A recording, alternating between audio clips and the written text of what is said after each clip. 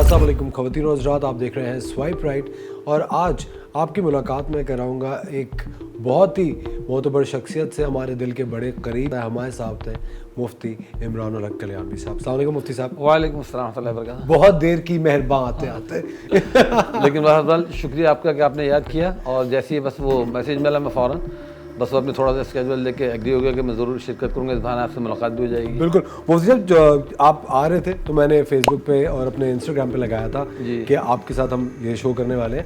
मुफ्ती साहब, बेतहाशा सवाल जो कि हम लोग जब मॉर्निंग शो करते थे तब भी आते थे और अब भी आते हैं। एक तो बहुत मेजर सेक्शन है हमारी सोसाइटी का, एक नंबर है लोगों का जिनको लगता है कि हम पे जादू हुआ। सही।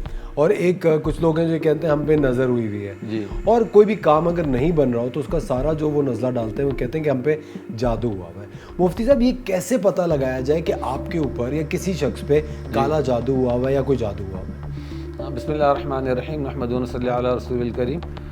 दो परसेप्शन तो आपने बता दिया खुद ही कि एक कहता है जी मुझ पर जादू है, कहता है नज़र है, और एक परसेप्शन ये भी है कि हर कोई कहता है कि ये कुछ होता ही नहीं, जादू वादू नज़र वगैरह कुछ नहीं है, इस पर कोई भरोसा मत करो, बस नमाज़ें पढ़ो सब ठीक रहोगे, कोई किसी पे बिलीव मत करो। ये तीसरा परसेप्शन भी है कि वो अपने तौर पे तीनों देखें अपनी अपनी जगह, कहीं कहीं सही भी हैं और कहीं कहीं गलत भी हैं। क्योंकि ये चीज़ें ऐसी हैं कि अल्लाह पाक ने जब दुनिया बनाई ना, तो दुनिया बनाने के साथ साथ इसके अंदर जिस तरह पॉजिटिव चीज़ें दी तो नेगेटिव थॉट्स भी, चीज़ें भी और पावर्स भी अल्लाह ताला ने दिए।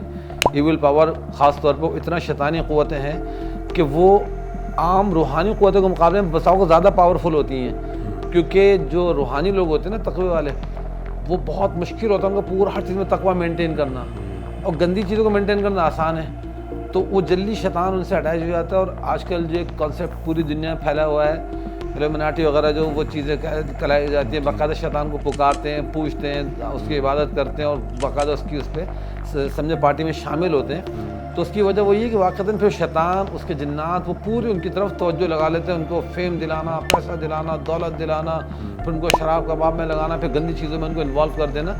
ये बाकायदा एक समझे उनका पूरा स्पिरिचुअल लिंक शुरू हो जाता है। तो जहाँ तक बात रही कि हम में से हर कोई समझता है हम पे जादू है या नज़र है या कोई बंदिशें हैं, तो टोटली हर काम में ये भी नहीं है कि जादू की वजह से रुकावटें आ रही हूँ। तकदीर में हर चीज़ लिखी है, शर खैर सब लिखा है, और हम ईमान मुजमल और मुफस्सल जो पढ़ते हैं उसके अंदर लिखा भी वल क़द्र खैरिही व शर्रिही मिनल्लाहि तआला, कि खैर और शर तकदीर में अल्लाह की तरफ से लिखी हुई डन है। लेकिन बात सारी है कि अब उसके अंदर ये किसी तरह से उसको फाइंडिंग हमारी कैसे होगी जी जादू है टूना है। वो इस तरह से होता है कि जैसे अगर किसी की शख्सियत पे जादू है ना, तो एक तो उसकी सेहत या तो जाती है, क्योंकि जादू कई किस्म का होता है, एक तो हेल्थ पे होगा या होगा वो वेल्थ के ऊपर, माल के ऊपर। मुफ्ती साहब, अगर किसी का काम बंद कराने के लिए जादू किया है जी तो क्या उस शख्स की सेहत भी जाना शुरू हो जाएगी साथ साथ? वही मैं कह रहा हूँ, अलग अलग है। कभी कभी होता है कि किसी काम भी बिजनेस पे करा है, उसको उसकी हेल्थ से कोई लेना देना नहीं है, तो उसका ये होता है कि हेल्थ बस बज़ाहिर ठीक है, वो डिस्टर्ब इस तरह लिहाज से होता है, उसकी नींद उड़ जाती है, रातों को नींद नहीं आ रही, डिप्रेशन हो रहा है, एंग्जाइटी हो रही है, बिजनेस के बारे में सोच के घबरा रहा है। लेकिन उसका फोकस होता है जादू का माल पर, तो ये होता है कि जब आपकी डील होते होते डन हो गई, कैंसिल हो गई, मालूम है कितने और के शिप आ रहा है, पूरा शिप डूब गया, लूट लिया गया, करोड़ अरबों का नुकसान हो गया। ये बड़ी बड़ी जो होती है ना चीज़ें, उसके अंदर बता रहा हूँ। बाकी छोटा मोटा तो ये कि गली कूचों में भी जो लोग आपस में, मैंने देखा है कि छोटे मोटे बिजनेस भी कर रहे हैं ना, उनमें भी हसद का एलिमेंट है, और हर कोई समझता है कि मैं हासिद नहीं हूँ।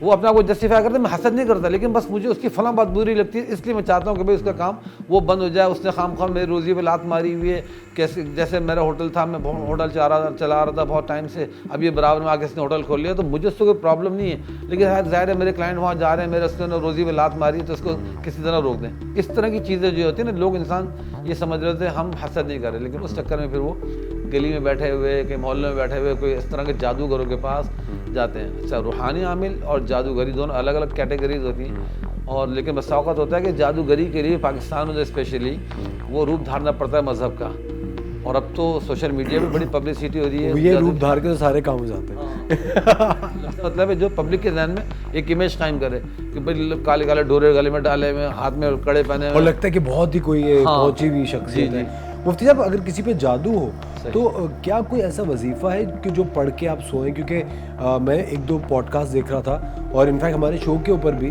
काफ़ी दफ़ा आपने भी ये बताया था कि अगर कुछ पढ़ के सो تو آپ کو پتہ چل سکتا ہے کہ آپ پہ جادو کس نے کیا ہے یا جادو ہوا ہوا ہے؟ ہاں، ایک تو یہ کہ اشارہ مل جائے، پتہ لگ جائے خواب میں یا جاگتے میں کہ جی ہم پہ جادو ہوا ہوا ہے نہیں ہوا ہوا. اس کے لیے جو سورہ الم نشرح لک صدرک ووضعنا عنک وزرک الذی انقض ظہرک، یہ شروع کی 3 آیتیں. ویسے اگر پوری صورت پڑھنا چاہے تو پوری صورت بھی پڑھ سکتے ہیں. تو اس میں یہ ہوتا ہے کہ آپ کا جو ایکچوئل میں کوئی دشمن ہے، اس کی باتوں سے، اس کے ایکشن سے، اس کے کسی بھی عمل سے آپ کو پتہ لگ جائے گا کہ یہ میرا دشمن ہے.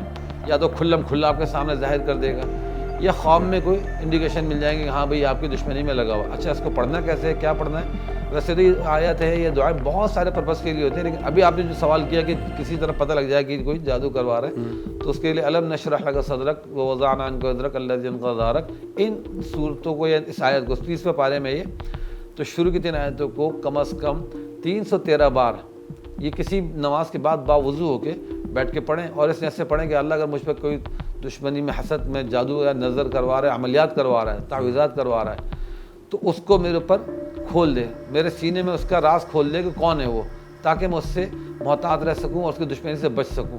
اس میں کوئی ایسا وظیفہ نہیں کہ جو بہت ساری خواتین ہیں، حضرات بھی ہیں، وہ رات کو پڑھ کے سوتے ہیں کہ ہمیں خواب میں نظر آتا ہے؟ جی، مطلب کچھ اس طرح کے لوگ ہوتے ہیں نا، آپ کو پتہ ہے ہر کوئی اتنا شاطر دماغ یا تیز دماغ کا نہیں ہوتا. جی جی. ان کے سامنے راز کھولا ہوا بھی ہو تو وہ ایک ڈاؤٹ میں رہتے ہیں کہ نہیں یار یہ تو نہیں کر سکتے یا وہ تو نہیں کر سکتے. یا کیا یہی جو آپ ابھی بتا رہے ہیں 313 مرتبہ؟ یہ تو بیسٹ ہے. اور اس سے بھی شارٹ بتا دیتا ہوں جی کہ وہ جب بستر پہ سونے کے لیے لیٹ جائیں، اگر باوضو ہوں تو اچھی بات ہے، تو اسی طرح لیٹے لیٹے بس پڑھتے رہیں یا علیمو، یا علیمو، یہ پڑھتے رہیں. اگر چاہیں تو اس میں علمنی بھی ملا سکتے ہیں، یا علیمو علمنی، اس کا ورڈ رکھیں، ورنہ اونلی یا علیمو.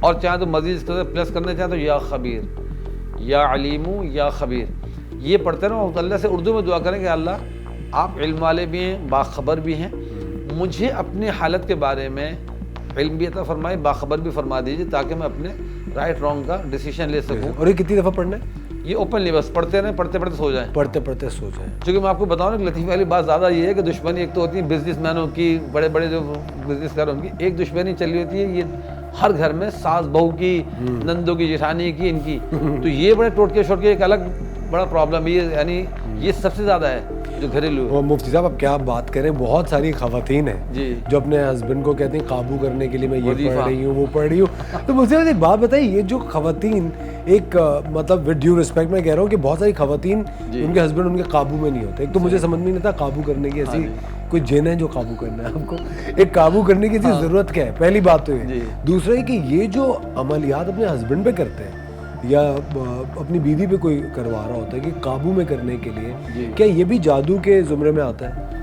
اس سے بھی پہلے ایک جو اسٹیپ آتا ہے نا، یہ تو بیوی بن گئی، میاں بن گئے، چلے تو قابو میں کر رہے ہیں، تو ایک سمجھ میں آتا ہے کہ ایک دوسرے کو وہ اپنے اس میں ریلیشن میں صحیح رکھنے کے لیے کر رہے ہیں. اس سے پہلے کیا ہوتا ہے کہ وہ ہوتا ہے کہ جی آپ کا کسی پہ کرش ہو گیا، اب ون سائیڈڈ ہے، اور آپ دوسری سائڈ کو چاہ رہے ہیں کہ جی وہ میرے قابو میں آ جائے، مجھ سے شادی کر لیں. تو اس کے لیے بہت زیادہ وظیفے ہوتے ہیں. لڑکیاں الگ کر رہی ہوتی ہیں، لڑکے الگ کر رہے ہوتے ہیں، اور پڑھ پڑھ کے تو کھلا رہے ہوتے ہیں، بہانے سے کلاس میٹ ہیں. اب ظاہر اس کو پتہ بھی نہیں انٹینشن کیا ہے وہ، اور ادھر سے پڑھ کے جو ہے نا لڑکی اس کو کھلا رہی کہ جی میرا قابو میں آ جائے. اور جو مشہور ہے ہمارے دیوار پہ لکھا تھا محبوب آپ کے قدموں میں. جی وہ واقعی قدموں میں. کیا مفتی صاحب یہ چیزیں کام کرتی ہیں قدموں میں؟ دیکھیں، اناڑی کی بندوق ایک الگ چیز ہوتی ہے، اور ایک کھلاڑی کا جو کھیل ہوتا ہے نا وہ الگ چیز ہے بالکل. تو اب بندوق جو ہے نا اناڑی کے ہاتھ میں آ جائے تو وہ تو نقصان ہی پہنچ جائے گا نا. تو یہ عموماً ہوتا ہے یہ کہ یوٹیوب پر دیکھ کر، چینل پہ دیکھ کر کوئی بھی وظیفہ شروع کر دیا، اس کے الٹے اثرات ہو جاتے ہیں. معلوم ہے جو چھوٹی موٹی ریلیشن شپ تھی نا وہ بھی گئی ہاتھ سے. تو اس لیے اول تو دیکھیں اس طرح شرعاً جو ہے نا جائز نہیں ہے کہ کسی لڑکے کو قابو میں کرنے کے لیے لڑکا کوئی عمل کرے کسی لڑکی کو قابو میں کرنے کے لیے. تو یہ عمل شرعاً جائز نہیں ہے. نارمل ایک دعا کرنا کہ اگر آپ کو کسی سے شادی کرنی، چاہے وہ لڑکا چاہتا ہو چاہے لڑکی چاہتی ہو، اس کے لیے دعا کرنا. یہ ایک میں وظیفہ کے ساتھ میں بتاتا چلوں، سورہ کوثر جو انا اعطیناک الکوثر، عموماً مجھ سے پوچھتے ہیں بہت سے لوگ کہ پسند کی شادی کرنا چاہتے ہیں، تو پسند کی شادی یا کسی کو اپنی طرف شادی کے لیے راغب کرنا، چلیں ایک پازیٹیو وے ہے. قرآن نے بھی اس کی اجازت دی ہے کہ پسند کی شادی کر سکتے ہیں، اور یہ رائٹ لڑکی لڑکا دونوں کو ہے. تو اس کے لیے ایک تو سورہ طہ کی آیت ہے 39، وَأَلْقَيْتُ عَلَيْكَ مَحَبَّةً مِّنِّي. یہ آیت جو ہے نا ویسے تو میرے بتائے بغیر ہی سب کو پتہ ہوتی ہے. یہ تو بڑی کامن ہے، ہر لڑکی ہر لڑکے کو یہ آیت پتہ ہے، وَأَلْقَيْتُ عَلَيْكَ مَحَبَّةً مِّنِّي. پورا قرآن پڑھاؤ نہ پڑھاؤ لیکن یہ آیت ان کو یاد ہوتی ہے.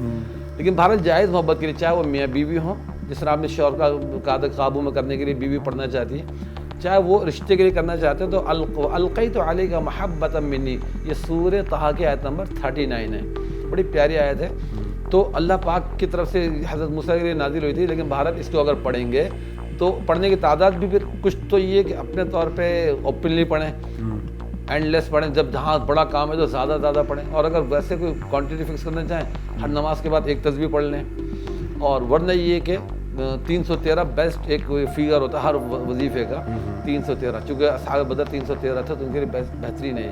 تو القیت علیک محبۃ منی یہ پڑھ کے, اچھا جیسے بیوی شوہر کے لیے پڑھنا چاہتی ہے تو اس کو کھانے پہ, پینے پہ, راشن پہ, چائے پہ, کسی بھی چیز میں دم کر کے کھلائیں پلائیں پڑھ سکتے ہیں. لیکن بہت زیادہ کریزی ہو جانا نا, پھر ان چیزوں کے بھی سائڈ افیکٹ آنے شروع ہو جاتے ہیں, تو اس سے اوائڈ کریں. باقی نارمل میاں بیوی کا ایک دوسرے کا خیال رکھنا اور ایک دوسرے کے لیے اچھا ہو جانا بہتر ہے. لیکن بہت سی خواتین میں نے دیکھا کہ کچھ ناجائز لمٹس بھی کراس کر جاتی ہیں اپنے شوہر کو قابو میں کرنے کے لیے, سفلی وغیرہ تک چلی جاتی ہیں. تو اس طرح کچھ گندے ٹوٹکے ہیں جو میں یہاں نہیں بیان کر سکتا, وہ اس طرح کے ٹوٹکے مسلمان عورتیں بھی کر رہی ہوتی ہیں کہ جی ہمیں تو صرف شوہر کی محبت چاہیے نا, اس لیے ہم کر رہی ہیں. اس میں زبان بندی کے لیے کچھ عمل ہوتے ہیں, گندے عمل, کوئی کسی سے سن لیا, کسی نے گیدڑ سنگی پر عمل شروع کر دیا. اب گیدڑ سنگی آپ نے نام تو ویسے سنا ہے, لیکن گیدڑ سنگی بڑی مہنگی ٹھیک ٹھاک اوریجنل گیدڑ سنگی ہوتی بکتی ہے, اور دیکھیں اس کی بھی ہر چیز کا کوئی نہ کوئی انرجی ہوتی ہے, ایک پاور ہوتا ہے, اور اس کے اثرات ہوتے ہیں. تو بہرحال فی الحال تو یہ کہ پسند کی شادی کے لیے میں نے سورہ کوثر کا بتا دیا کہ وہ پڑھ سکتے ہیں, اور محبت کے لیے القیت علیک محبۃ منی. مفتی صاحب کہتے ہیں کہ چھوٹے بچوں کو بہت نظر ہو جاتی ہے جی, اور کچھ تو کہتے ہیں کہ ہمیں اس نے نظر لگا دی. اب ایک یہ بھی سائنس ماننے کی کہ پتہ نہیں چلتا کس کی نظر آپ کو لگ جاتی ہے. بیسکلی نظر کا کانسیپٹ کیا, نظر لگتی کیسے ہے, کس کی لگتی ہے؟ ہاں نظر دیکھیں میری آپ کی ہر ایک کی لگ سکتی ہے اور لگتی ہے. یہ نہیں کہ میں سمجھوں کہ دوسروں کی نظریں مجھے لگ رہی ہیں, میری نظر کسی کو نہیں لگ رہی. ہم جب بھی کسی کو دیکھ رہے ہوتے ہیں اور ہماری کوئی چیز ایسی جس میں ہم کوئی اس کے مقابلے میں کم ہے, اب وہ صحت, خوبصورتی, شہرت, دولت, کوئی بھی چیز ہو سکتی ہے, وہ انسان سامنے والے دیکھ کر ایک دم انسپائر ہوتا ہے کہ اس کے پاس یہ چیز ہے, میرے پاس نہیں ہے, تو اس میں نظر لگتی ہے. اسی طرح اولاد کو بھی نظر لگتی ہے, بچوں کو بھی نظر لگتی ہے, اور بالوں کو نظر لگتی ہے. آپ عموماً دیکھیں لڑکیوں کی کمپلین ہوتی ہے, خاص طور پہ لڑکیوں کی, بس اوقات لڑکوں کی بھی ہوتی ہے کہ جی بال اچھے تھے, دوستوں نے کلاس میٹ نے تعریفیں کی کہ بھائی تمہارے بال تو بڑے پیارے ہیں, اور گرنا شروع, اور ایسے گرنا شروع ہوتے ہیں نان اسٹاپ, کو رکتے ہی نہیں ہے پھر کچھ بھی شیمپو. نظر کی دعا کیا ہوتی ہے, کیا پڑھ کے اپنے پہ پھونکتے رہے؟ نظر کیونکہ میں نے اتنی دفعہ مفتی صاحب, سوری ٹو کٹ یو, لوگوں کو دیکھا ہے وہ ملتے ہیں تعریفیں کرتے ہیں, ماشاء اللہ نہیں کہتے. مجھے ان کو کہنا پڑتا ہے یار ماشاء اللہ بولو پلیز, ماشاء اللہ تو کہہ دو, وہ نہیں کہتے. ہاں, اور ہمارا ماشاء اللہ بھی نا, وہ ماشاء اللہ بس ماشاء اللہ ویل ہوتا ہے کہ وہ بس زبان سے ہوتا ہے, دل سے نہیں ہوتا. ماشاء اللہ تو دل سے ہوتا ہے نا, دل سے خوش ہو کے کہنا کہ واہ کیا اللہ نے چاہا, لیکن وہ نہیں چیز. تو اس کے لیے دعا ایک تو اس سے خود ہمیں بھی, جس کو نظر کا خوف ہے وہ پڑھتا رہے ماشاء اللہ لا قوت الا باللہ. اچھا جس پہ نظر ہو گئی اس کے لیے ایک وظیفہ ہے کہ آئینے کے سامنے بیٹھ جائے, اور آئینے کے سامنے بیٹھ کے نا وہ اپنے آپ کو دیکھے, آئی کانٹیکٹ کرے, اور ساتھ میں پڑھتا رہے بسم اللہ ماشاء اللہ لا قوت الا باللہ. کم از کم 100 مرتبہ پڑھے یہ, اپنے آپ کو وجود کو دیکھیں, بسم اللہ ماشاء اللہ لا قوت الا باللہ. تو اس کا خود بخود ایسے عورت جو ہے نا لائٹ ہونا شروع ہو جائے گا, لگے گا کسی جکڑی چیز سے آہستہ آہستہ نکل رہا ہے. یہ اصل میں چھوٹے چھوٹے آسان وظیفے اس لیے بتا رہا ہوں جو کرنے والوں کے لیے آسان ہو, چونکہ عام پبلک کے لیے عربی آیات پڑھنا, ڈھونڈنا وہ بڑا مشکل ہوتا ہے, بہت سلیکٹڈ لوگ پڑھ سکتے ہیں. اب یہ جملہ ایسا ہے جو آرام سے پڑھا جا سکتا ہے, بسم اللہ آدھا ہے بسم اللہ الرحمن الرحیم کا, ماشاء اللہ لا قوت الا باللہ. کیونکہ قرآن کریم میں یہ آتا ہے کہ جی وہ جو پورا قصہ مذکور ہے اس میں سورہ کہف میں, کہ یہ ایک مسلمان کا, اہل ایمان کا باغ تھا اور ایک کافر کا تھا. تو جو کافر جب باغ میں داخل ہوتا تھا کہتا تھا دیکھو اگر میں کوئی مقرب بندہ نہ ہوتا, تم جس علاقے کی بات کرتے ہو تو مقرب نہ ہوتا تو میرے پاس یہ باغ, یہ کھیتیاں, یہ نہریں کیسے ہوتی ہیں. تو دوسرے جو مسلمان تھا اسے سمجھایا کہ بھائی جب تم باغ میں جایا کر تو کہا کر لولا اذ دخلت جنتک قلت ماشاء اللہ لا قوت الا باللہ. تو تجھے چاہیے کہ تو اپنے باغ کو دیکھے گا ماشاء اللہ لا قوت الا باللہ, کہ اللہ نے کیا چاہا, کیوں اللہ کے چاہا کے بغیر کچھ بھی نہیں ہوتا. وہ کہنے لگا جی یہ میں کیوں کہوں, یہ تو میرا اپنا محنت سے سارا کیا ہوا ہے. اگلے دن جب گیا تو معلوم ہوا کہ اس کے اوپر ایک آندھی آئی, اور آندھی نے سارے باغ کو جاڑ کے بالکل تہس نہس کر دیا. تو اس لیے ماشاءاللہ جو ہمارے ساتھی ہیں وہ احتیاط کریں, اور ماشاءاللہ لازمی ویسے ورد بھی رکھا کریں.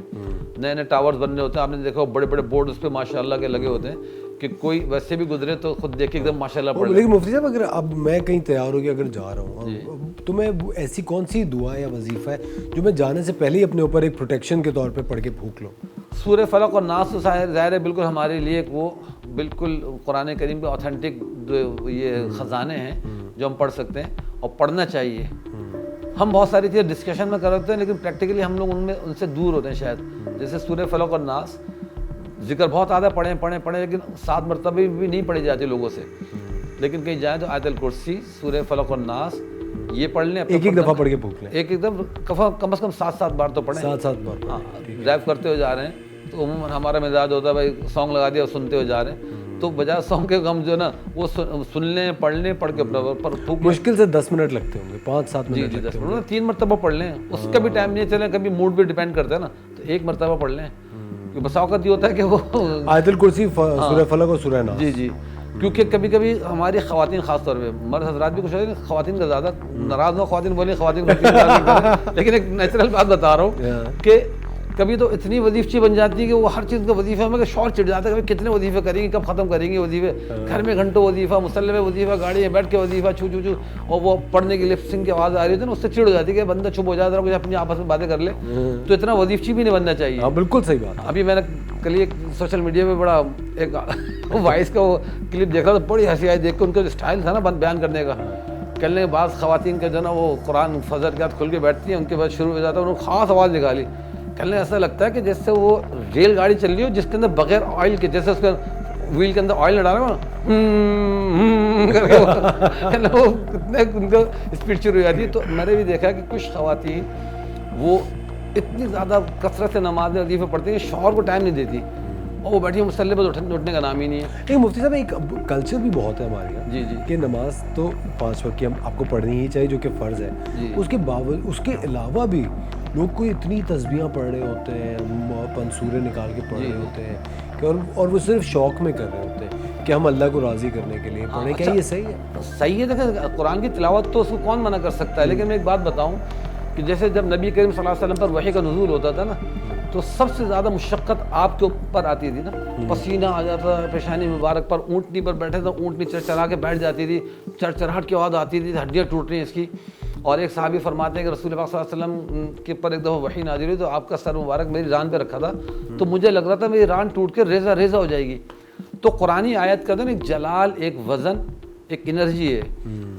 عموماً آپ نے دیکھا جو نیک خواتین, بزرگ خواتین ہوتی ہیں جو بہت پڑھتی رہتی ہیں, تو وہ بڑھاپے میں ان کے ساتھ کیا ہوتا ہے کہ ان کے جسم میں, باڈی میں جوڑ میں درد ہو رہا ہوتا ہے, ٹوٹ رہا ہوتا ہے جسم. وہ کہتے ہیں ہم تو بہت تہجد گزار ہیں, ہم تو بہت قرآن پڑھتے ہیں, ہم تو بہت وظیفے پڑھتی ہیں. اس کی وجہ مجھے یہی لگتی ہے کہ قرآن کریم تو وہ کتاب ہے جس کے لیے اللہ تعالیٰ نے فرمایا کہ اگر ہم اس کو پہاڑ پہ نازل کر دیتے نا تو ریزہ ریزہ ہو جاتا. تو ہر چیز کو ایک بیلنس میں رکھنا ضروری ہے کہ اس کو پڑھیں, ضرور پڑھیں, اورات کریں. جیسے اللہ کے نام کا وظیفہ ہے. ایک بزرگ تھے, ان کے مرید نے ان کی اجازت کے بغیر پتہ نہیں 1000-2000 مرتبہ اللہ اللہ اللہ اللہ لگا پھر شروع کر دیا. اب اس کے بعد ان پہ ایسا جلال اور جنون طاری اور بی پی ہائی ہو گیا, اور قابو سے باہر, اور کپڑے پھاڑ کے نکل پڑے باہر, بھاگ دوڑے, کنویں میں چھلانگ مارنے والے تھے. لوگوں نے دیکھا, ان کو پکڑا, پھر ان کو ایسی چیزیں کچھ کھلائیں جس سے ان کا خون ٹھنڈا ہو. تو اب لفظ اللہ کے اندر خود ایک جلال ہے. اب وہ بغیر ترتیب کا بندہ وہ کاؤنٹلیس پڑھے جا رہا ہے تو اس کا ریئیکشن آتا ہے. بس اوقات کو ذکر بالجہر جس کو کہتے ہیں, زور زور سے کرے اور دل پہ اس کی ضربے لگائے تو ہارٹ فیل کا خطرہ ہوتا ہے. جس طرح ہمارے وہ ورک آؤٹ کے اندر ہوتا ہے نا کہ جی اگر آپ ویٹ زیادہ اٹھا لیں اور آپ پلینک کر رہے ہیں اور یہ کر رہے ہیں, جمپنگ کر رہے ہیں, ایک دم اچانک آپ کی جو ہے نا وین پھٹ گیا اور دل آپ کا پھٹ گیا اور ہارٹ اٹیک ہو گیا, تو تھوڑا اعتدال میں. تو روحانی دنیا میں اس سے زیادہ پاور ہوتی ہیں کہ وہ چیزیں جو نا پھر ہر چیز کا ایک موکل ہوتا ہے. ایک کیا پتہ نہیں کتنے موکل ہوتے ہیں, ان موکلوں کا پریشر آ رہا ہوتا ہے. تو اس لیے پڑھنے پڑھانے میں ذرا احتیاط کریں, اتنا زیادہ کثرت سے نہ پڑھیں, کیونکہ ہمیں بشر کا تقاضا ہے کہ وہ کہیں نہ کہیں سے گناہ بھی ہوں گے. تو گناہ ثواب چلتا ہے تو بیلنس رہتا ہے. اور جہاں بہت زیادہ پڑھنا پڑھانا ہو تو پھر وہ صحت پہ آزمائش ایسی آتی ہے کہ ہڈی ہڈی وہ بول پڑتی ہے. اچھا مفتی صاحب, مجھے ایک بات بتائیں, اللہ تعالیٰ کے قریب رہنے کے لیے یا اپنے آپ کو ایک سیٹسفائی کرنے کے لیے کتنی عبادت ضروری ہے ویسے؟ ایک تو اپنے 5 وقت کی نماز پڑھ لی جو کہ فرض ہے, اس کے علاوہ آپ کو کتنا کچھ کرنا چاہیے یا ضرورت نہیں ہے کرنے کی؟ دیکھیں اللہ سے قرب کا تو یہی ہے نا, جیسے میں اور آپ بیٹھے ہوئے ہیں, اب ہم اگر دینی مقصد کے لیے بیٹھے تو ہمارا یہ بیٹھنا بھی اللہ کی عبادت میں شامل ہوتا ہے. میاں بیوی بظاہر لگتا ہے کہ جی دنیاوی ریلیشن ہے, لیکن اللہ تعالیٰ نے اتنا پیار رکھا ہے کہ میرے لیے 5 وقت نماز پڑھو اس سے زیادہ امپورٹنس ہمیں دینی ہے اپنی بیوی کو, بچوں کو, پڑوسیوں کو. ایک حدیث ہے جس کا مفہوم یہ ہے کہ رسول پاک صلی اللہ علیہ وسلم نے فرمایا کہ جی تم 1 دینار ہے جو اللہ کی راہ میں خرچ کرتے ہو, 1 دینار وہ جہاد میں خرچ کرتے ہو, 1 کسی غریب کی مدد میں خرچ کرتے ہو. آپ نے 4-5 آپشن دے کے فرمایا کہ 1 دینار وہ جو تم اپنی بیوی پہ خرچ کرتے ہو تو سب سے زیادہ ان دیناروں میں وہ دینار افضل ہے جو تم اپنی بیوی پہ خرچ کرتے ہو. تو عبادت ہماری دیکھیں یہ سراؤنڈنگ میں ہم جو کچھ بھی کر رہے ہیں نا, ٹریول کر رہے ہیں, سبحان اللہ سخر لنا دعا پڑھ رہے ہیں, یہ سب چیزیں ہماری عبادت بن جاتی ہے. کھانا کھا رہے ہیں بسم اللہ علیہ برکت اللہ پڑھ لیا وہ عبادت. تو یہ کنیکشن تو اللہ سے ہمارا ہر وقت ہے. 5 نماز تو وہ ہیں فرض, لیکن اس کے ساتھ ساتھ پھر جو ہم دوسروں سے ملنا ہے, رویہ اختیار کرنا, سخاوت اختیار کرنا, اس کی وجہ سے جو ہمیں ہر وقت اللہ کی طرف سے عبادت کا ایک درجہ مل رہا ہوتا ہے نا. یعنی ایون یہ حدیث میں آتا ہے کہ ایک شخص دیکھو جنت میں خوب وہ اٹکھیلیاں کر رہا ہے, شرارتیں کر رہا ہے, اچھل کود کر رہا ہے, خوش پھر رہا ہے, حالانکہ اس کے نیکی اعمال اتنے نہیں ہیں. وجہ کیا تھی کہ اس نے راستے میں چلتے ہوئے ایک لکڑی کا تنا پڑا تھا جس سے راستے میں رکاوٹیں ہو رہی تھیں, اس نے سائڈ میں کر دیا, اب وہ جنت میں انجوائے کر رہا ہے. تو یہ چھوٹی ایک نیکی بھی کاؤنٹ کر جاتی ہے. ایک نیکی وہ بظاہر ہمارے نزدیک کوئی اس کی ویلیو نہیں کہ جی تنا سائڈ میں کر دینا, راستے سے ہٹا دینا, اور رسول پاک صلی اللہ علیہ وسلم فرما کہ جو جنت میں عیش کر رہا ہے. مفتی صاحب اس طرح کے بہت سارے لوگ ہوتے ہیں جو کہ آپ کے پیسے کھا جاتے ہیں. جی جی, جیسے میرے پہ ایک کمپنی ہے, میرے پیسے کھا گئی, شاید میرے بھی کھائے ہوں گے, آپ کے بھی کھائے ہوئے ہیں انہوں نے. لیکن مجھے ایک بات بتائیں, وہ عمرے پہ اگر جا رہے ہیں اور عبادتیں کر رہے ہیں, کیا وہ عبادتیں ان کی قبول ہوں گی؟ انڈیویجول اگر کوئی ذمہ دار ہے تو وہ تو ظاہر جو اصل کرتا دھرتا ہے نا, جس کی نالج میں یہ بات ہو کہ جی میرے ڈیپینڈنٹس کے یہ رائٹس میرے اوپر ہیں اور نہیں پے کیے, تو عبادتیں وغیرہ پھر سارے منہ پہ دے ماری جائیں گے اللہ کی طرف سے. کیونکہ اللہ کے ہاں حقوق العباد اور مالی حقوق, کسی کا اگر حق ہے, کسی سے آپ نے کام لیا ہے اور اس کو اگر وہ ٹاپ موسٹ ہے جی, تو وہ تو پھر ٹھیک ٹھاک اس کے اندر رگڑا ہے. تو اللہ پاک کو یہ چیز ناپسند ہے. تو اب ہاں کسی کو پتہ ہی نہیں ہے کہ بھائی میرے ذمے کسی کا حق ہے, وہ جان بوجھ کے نہیں پتہ یا نیچے والے لوگوں نے نہیں بتایا ہوا, تو پھر اس پر تو گناہ نہیں ہوگا, لیکن جو ٹیم بیچ میں رکاوٹیں بنتی ہے اس پر ہوگا. یا واقعہ تو اتنا ڈیفالٹ ہو گیا کہ دینے کے قابل نہیں ہے وہ پیمنٹیں, تب ہوگا. اچھا مفتی صاحب, بہت سارے لوگوں کا یہ ایک پرابلم ہوتا ہے کہ وہ لکھتے ہیں کہ ہمارے گھر میں پہلے تو بڑی رونق ہوتی تھی, اب ایک دم سے سناٹا یا سویت, ایک خاموشی سی چھا گئی ہے. وہ کہتے ہیں کہ جیسے نحوست سی لگتا ہے گھر میں آ گئی ہے. ان کی کیا وجوہات ہو سکتی ہیں؟ مختلف وجوہات ہو سکتی ہیں. انسان کے اعمال پر ڈیپینڈ کرتے ہیں نا, کہ انسان کے گھر میں ایکٹیویٹی کیا چل رہی ہے, اعمال کس طرح کے چل رہے ہیں, کمائی کس طرح کی آ رہی ہے, یہ سب چیزیں اس پہ کاؤنٹ ہوتی ہیں. یا گھر میں کوئی چینجز آئی ہیں کہ کسی کی ڈیتھ ہو گئی ہے, کسی کے جانے آنے سے کبھی ہوتا ہے کہ رشتے جب وہ مائنس پلس ہوتے ہیں کہ کوئی گھر سے رخصت ہو کے چلا گیا, کیا کسی کا انتقال ہو گیا, ایک تو اس کی وجہ سے بہت زیادہ تبدیلی آتی ہے. لیکن نارملی اگر ویسے سب چیزیں رہ رہی ہیں اور پھر اچانک ایسے گھر میں مایوسی سی اور ڈپریشن سا اداسی سی آ رہی ہے, تو وہ اس پہ غور کرنا چاہیے. ہمارے اعمال میں کہیں نہ کہیں گڑبڑیں ہو رہی ہیں. رسول پاک صلی اللہ علیہ وسلم نے جو ایک فرمایا نا کہ اپنے گھروں کو قبرستان نہ بناؤ, تو اس کا ایک مقصد یہ ہے کہ گھر میں نماز پڑھی جائے. اچھا, حدیث پاک میں پریفرنس یہ آتی ہے کہ فرائض تو ہم پڑھیں مسجد میں اور سنتیں جو بھی ہم پڑھیں گھر میں, نوافل گھر میں پڑھیں, تو اس سے بڑا فرق پڑتا ہے ماشاءاللہ. گھر میں قرآن کریم کی تلاوت ہو, تلاوت کی جائے اور ذکر و اذکار کیے جائیں.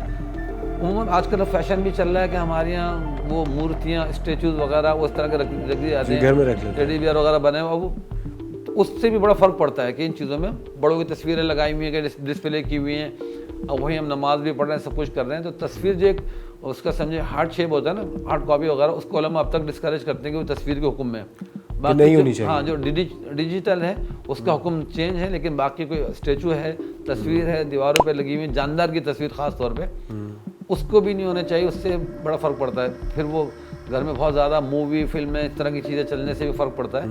تو ان چیزیں. اچھا مفتی صاحب, یہ جو لوگ کہتے ہیں کہ ہم پہ کالا جادو ہو گیا ہے, اب وہ کالا جادو اگر کسی پہ واقعی ہو گیا ہے, اس کی کاٹ کیسے آپ کر سکتے ہیں, کس طرح اس سے چھٹکارا حاصل کر سکتے ہیں, اس کے جو اثرات آپ پہ مرتب ہو رہے ہیں یا جن پرابلم سے آپ گزر رہے ہیں, اب وہ کوئی شخص ہے وہ اس نے مان لیا ہے کہ اب مجھ پہ یہ عمل ہوا ہوا ہے, اب وہ کیا کرے؟ ہاں, پہلے تو میں بھی بات کی وضاحت کر دوں. شروع میں کہتی کہ جو لوگ کہتے ہیں جادو نہیں ہوتا, کچھ بھی نہیں جادو وادو, بے فکر ہو, بس نماز پڑھو. نماز پڑھنے والے کو ہارٹ اٹیک بھی ہوتا ہے, فالج بھی ہوتا ہے, جو نمازیں پڑھ رہے ہوتے ہیں ان کو شوگر بھی ہوتی ہے, ان کو کینسر بھی ہوتا ہے. تو ایسا نہیں آپ نماز پڑھ رہے تو آپ پہ جادو نہیں ہوگا, آپ کو کچھ بھی نہیں ہوگا. دیکھیں, نماز اپنی ایک عبادت اپنی جگہ بالکل برحق ہے, اس کے فوائد بھی ہیں, اللہ پاک بہت ساری آفتوں سے بچاتے ہیں. لیکن یہ ذہن میں رکھنا کہ یہ اکثر لوگ ایک دم کہتے ہیں کہ ہم تو نماز پابندی سے پڑھتے تھے, تہجد بھی پڑھتے تھے, پھر ہم پہ بیماری کیوں آ گئی. تو اسی طرح نماز روزے کے ساتھ ساتھ ہوتے ہوئے بھی ہمیں سارے جادو ٹونا سفلی نظر سب ہو سکتا ہے. تو اس کے لیے کیا کرنا چاہیے؟ الگ الگ تدابیر ہوتی ہیں کہ کس لیول کے جادو ہے کیا ہے.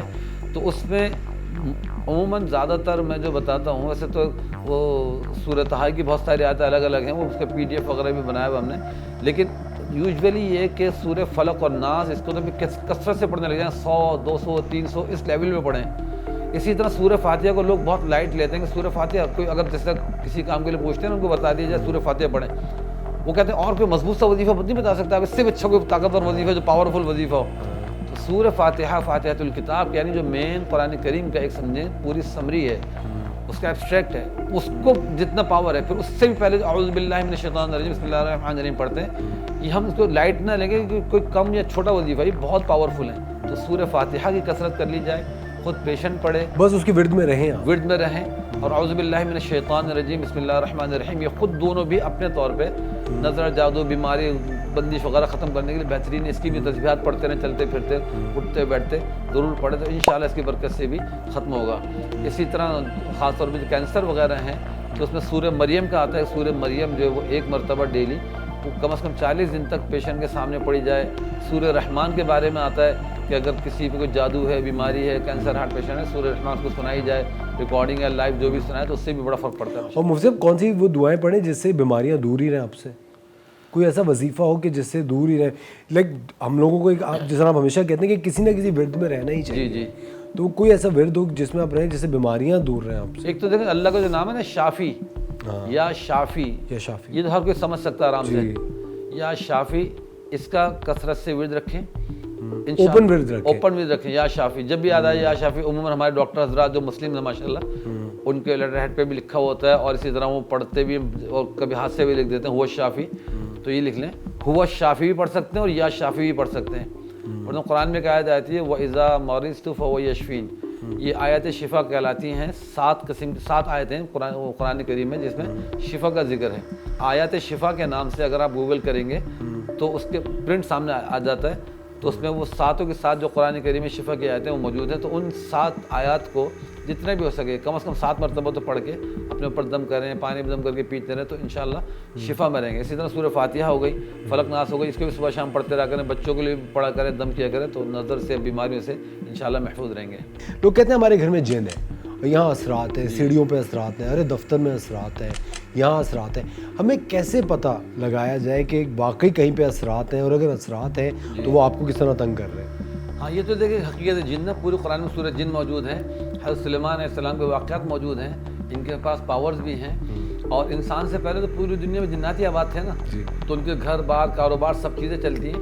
اور بس اوقات یہ بزنس مین بھی ہوتے ہیں بڑے بڑے ٹھیک ٹھاک قسم کے, اور اسٹوڈنٹ بھی ہوتے ہیں, اور انسانی روپ میں بہت سارے کام بھی کر رہے ہوتے ہیں. اور انسانی روپ میں جیسے مدارس میں, مساجد میں انسان کے روپ میں آتے ہیں, باقاعدہ نمازیں بھی پڑھتے ہیں, اللہ والوں سے بیعت بھی ہوتے ہیں.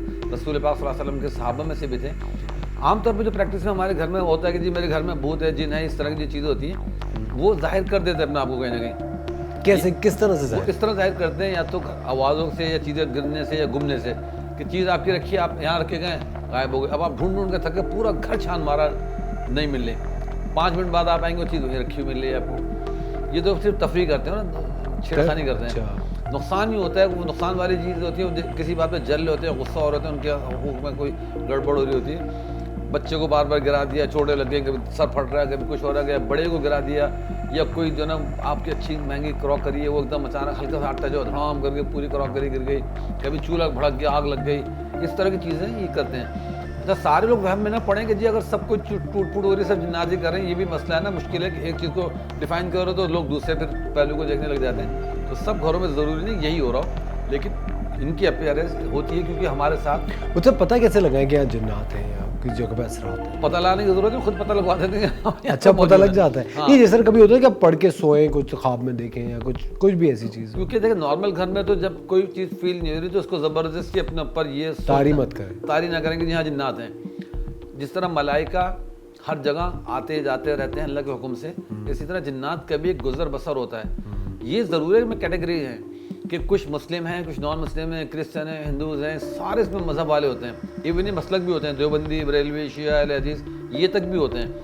پوری جس طرح انسانوں میں ساری چیزیں نا, ساری چیزیں ان میں بھی ہیں کہ بڑے بڑے یہ اس میں معتقد بھی ہوتے ہیں لوگوں کے. تو جن تو ایک وہ ہوتا ہے کہ جو جن ہے اس کی ایکچوئل جو سائز ہے وہ یہی بس 2.5 سے 3 فٹ کی, لیکن اللہ نے اس کو اختیار دیا کہ جی روپ دھار سکتے ہیں, یہ بلند و بالا ہو سکتے ہیں, اور ان کی عمریں جو ہے ہزاروں سال لمبی عمریں ہو سکتی ہیں.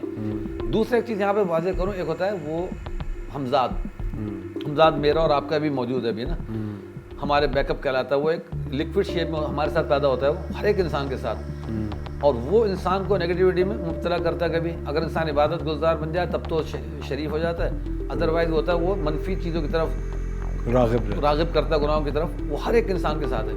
نارمل انسان کی اگر ڈیتھ ہوتی ہے تو وہ اس کے ساتھ قبر کے اوپر سرہانے جا کے اس کے بیٹھ جاتا ہے, 3 دن تک رہتا ہے, 3 دن بعد اس کی بھی ڈیتھ ہو جاتی ہے.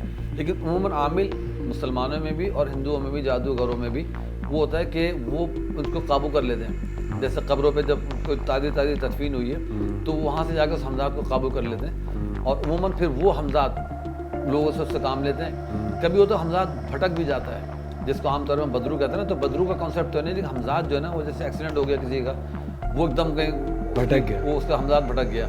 اب وہ جو ہوتا ہے نا کہ شبیہ نظر آ رہی ہے, اکثر نظر شبیہ, تو حمزاد ہوتا ہے وہ اسی طرح ریپیٹ ہوتا رہتا ہے جگہ جگہ. تو وہ چیز ہوتی ہے حمزاد, لیکن وہ بھی ایک لکوڈ شیپ میں ہوتی ہے. تو وہ کبھی انسان کے اندر گھس جاتا ہے, وہ آوازیں بدل لیتا ہے, انسان جو ہے نا اس میں انکانشیس ہو جاتا ہے. تو وہ حمزاد والی زیادہ کیفیت ہوتی ہے. اور اس میں یوزولی زیادہ تر جو میرے تجربے میں آیا کہ ہندو زیادہ حمزاد ہوتے ہیں, کیونکہ ان کی ڈیڈ باڈی کو جلایا جاتا ہے نا. تو جب سے خطاب کرو, بات کرو, تو بتاتا ہے میں انڈیا سے آؤں, میں فلاں محلے کا ہوں, فلاں علاقے کا ہوں, فلاں جگہ کا ہوں. ان سے بات کون کر سکتا ہے؟ وہ جب حاضری ہوتی ہے نا, حاضری یعنی جس شخص پہ ہوتی ہے, جو عامل کر سکتا ہے. ہاں, تو وہ کسی بھی اگر جن ہے, ایک نارمل انسان بیٹھا ہو, لیکن جب کوئی پڑھائی کرنے ایک دم وہ حاضر ہو جاتا ہے.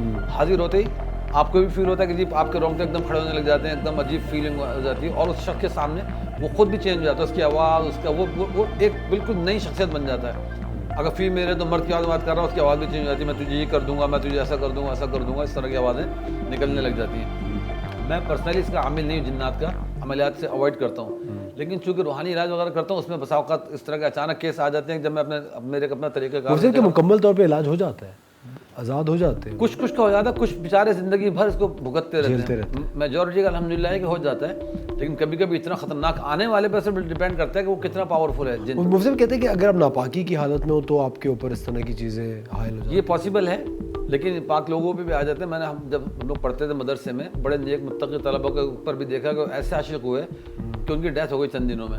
بالکل جکڑ لیتے ہیں اندر سے نا, وہ اتنا عاشق ہو جاتے ہیں کہ وہ کہتے ہیں اب اس کو چھوڑنا ہی نہیں ہے. تو یہ چیزیں بھی ہوتی ہیں. پھر دوسرا آپ نے کہا کس طرح پتہ لگتا ہے گھر میں جن ہے نہیں ہے, تو اکثر آپ کو دیکھنے کو ملے گا لوگ کمپلین کرتے ہیں گھر میں ایک دم خطرناک گندی اسمیل آ رہی ہے, بدبو آنے لگ جاتی ہے, جیسے کوئی سڑا ہوا گوشت ہو, فش ہو, اس طرح کی.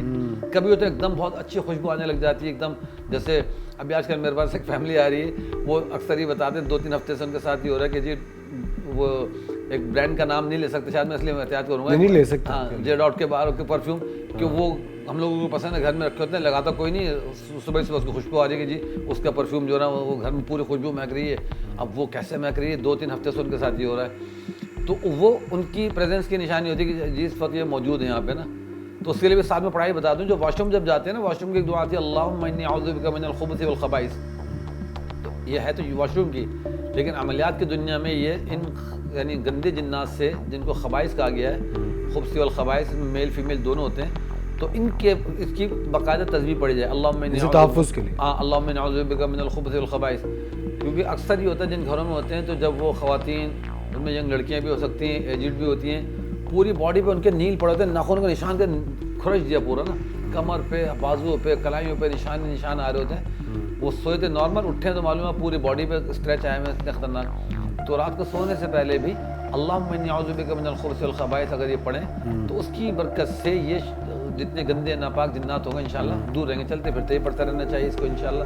اور دوسرا اعوذ باللہ من الشیطان الرجیم یہ. اور ایک جاتے جاتے آخر میں ایک چھوٹا سا وظیفہ بتا دوں, ہر چیز کے لیے, بیماری ہو, پریشانی ہو, مجبوری ہو, کوئی تنگ کر رہا ہو, تو سورہ فلق کی جو شروع کی 2 آیتیں ہیں, قل اعوذ برب الفلق من شر ما خلق, کم از کم یہ 2 آیتیں تو اتنا پڑھیں, قل اعوذ برب الفلق من شر ما خلق.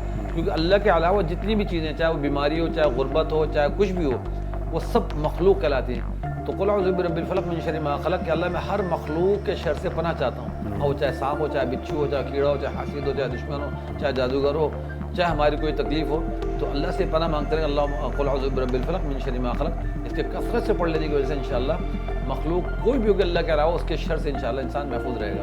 مفتی صاحب بہت بہت شکریہ آپ کا, تھینک یو ویری مچ. اور مفتی صاحب سے کبھی بھی ہم بات کرنے بیٹھتے ہیں تو وقت کا بالکل پتہ ہی نہیں چلتا. مفتی صاحب بہت جلد ایک اور پوڈ کاسٹ پہ ہمارے ساتھ ہوں گے, کوئی اور ٹاپک ڈسکس کریں گے. اور اگر آپ کوئی ٹاپک ڈسکس کرنا چاہتے ہیں تو نیچے کامنٹس میں اس کو ضرور مینشن کیجیے گا. اپنا خیال کیجیے گا اور ہمیشہ swipe right. Thank you very much.